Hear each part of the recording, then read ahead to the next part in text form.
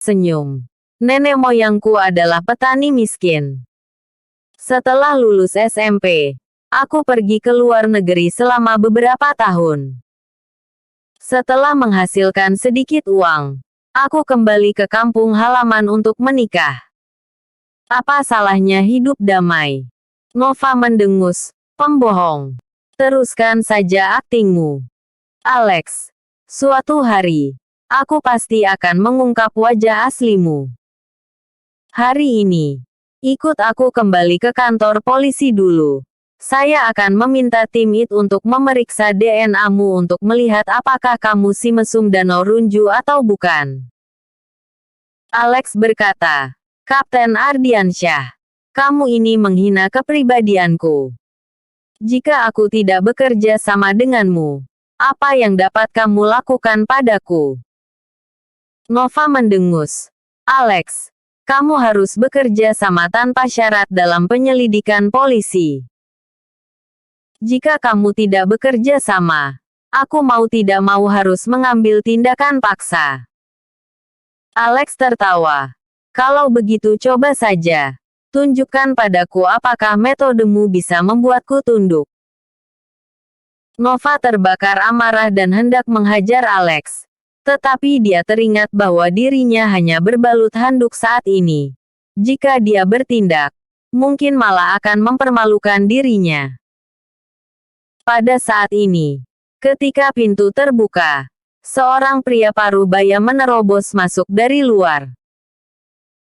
Pria ini tidak terlalu tinggi, kurus dan mengenakan topi matahari. Tetapi terlihat jelas bahwa dia memiliki kepala botak. Terdapat bekas luka yang dangkal dari pipi kiri sampai ke hidungnya. Nova langsung mengenalinya. Herring. Tak disangka akan bertemu dengan penjahat level A yang paling dicari-cari oleh pihak kepolisian di sini. Apalagi dia sendiri yang berinisiatif menyerahkan diri. Herring membuka pintu dan masuk. Dia juga terkejut ketika melihat dua orang di ruangan itu. Ternyata Herring menginap di hotel kecil ini tadi malam. Sebelum Nova datang siang ini, dia baru saja check out. Baru saja meninggalkan hotel, Herring tiba-tiba teringat bahwa dia telah melupakan hal yang sangat penting. Dia melupakan pistolnya di bawah tempat tidur hotel. Karena khawatir polisi akan datang memeriksa kamar, Herring menyembunyikan senjatanya di bawah tempat tidur ketika dia tidur tadi malam. Siang ini, seorang klien sedang menunggunya untuk membicarakan bisnis. Dia pergi tergesa-gesa sehingga lupa dengan pistolnya. Setelah makan, dia teringat bahwa senjatanya masih ada di hotel. Jadi dia diam-diam kembali untuk mengambilnya. Herring telah mengalami banyak hal bertahun-tahun. Dia juga tidak ingin merepotkan staf hotel. Dia dapat membuka kunci dengan kawat ketika sampai di kamar, dan pergi begitu saja setelah mengambil pistolnya. Namun, Herring tidak pernah menyangka bahwa setelah dia membuka pintu dan masuk, akan ada orang di dalam kamar. Herring tampak ragu sejenak.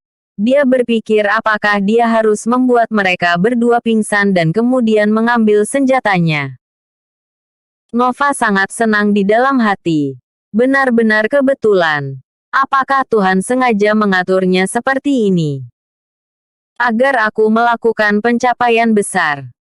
Meskipun dia sangat senang, tapi raut wajah Nova sangat tenang. Dia tidak segera mengambil tindakan. Dia tahu bahwa Herring bukan orang biasa, dan dia memiliki ilmu bela diri yang tinggi. Jika dia bertindak gegabah dan membiarkannya melarikan diri, dia tidak akan bisa kembali ke kantor polisi dalam keadaan memalukan. Siapa yang kamu cari? Kata Nova sambil mendekati Herring. Herring berencana untuk membuat Nova pingsan terlebih dahulu, kemudian memukul pingsan Alex, dan pergi setelah mengambil senjatanya. Hehe, aku menginap di kamar ini kemarin. Aku lupa sesuatu. Maaf, aku akan pergi setelah mengambilnya.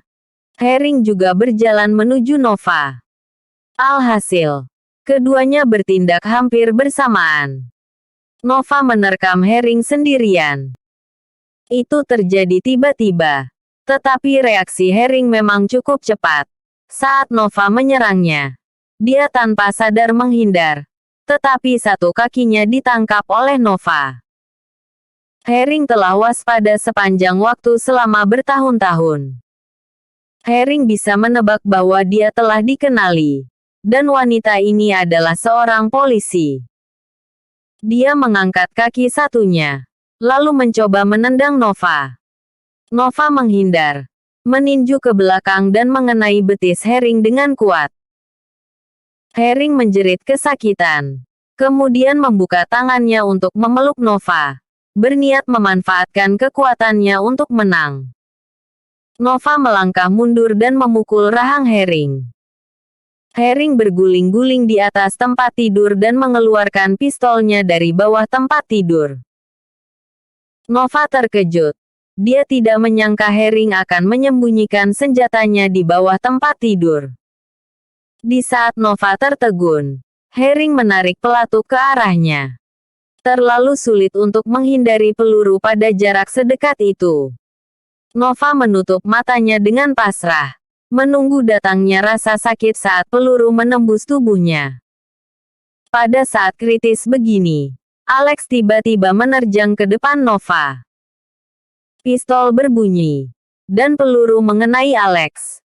Alex menahan suara dan memegang dadanya dengan satu tangan.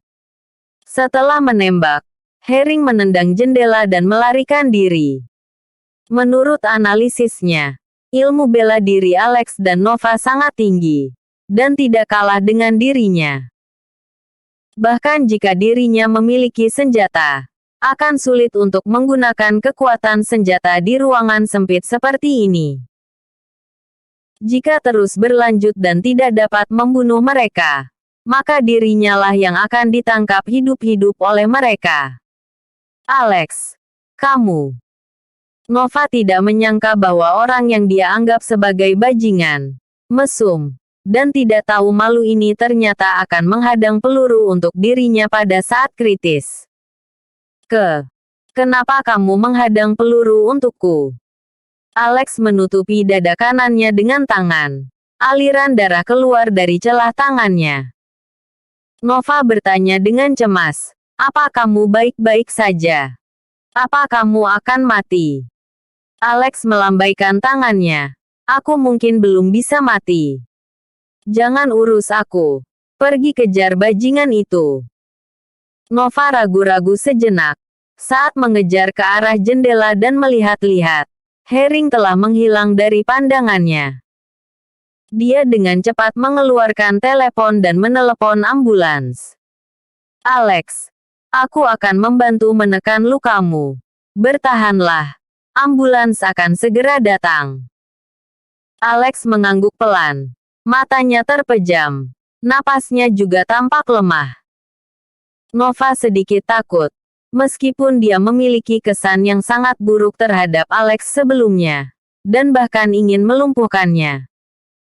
Namun, pada saat kritis, dia menyelamatkan dirinya.